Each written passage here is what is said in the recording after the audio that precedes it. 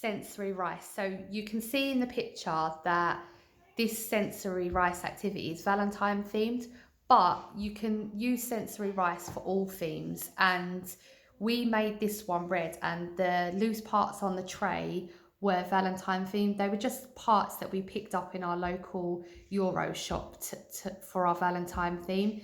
So sensory rice can be really therapeutic for children. So it can be really calming, that they can just sit. There's no expectations for them for their play, that it's just free play. They can do what they want with the rice. While they're doing this, they can learn mathematical concepts like more and less, and filling things up and pouring.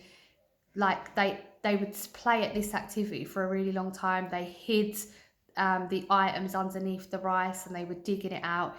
It's just like you can make pictures with the rice. We once made a sunshine with yellow rice, and I mean, it doesn't last long. They come in and they move it all around, but the whole idea is that it's so open-ended. They can play with it how they want to. So rice is a really good one. Even if you don't colour it, just the sound of it hitting the tray and the pouring. You can use all kinds of things like cups, bowls, spoons, and it's always a hit. They really enjoy it.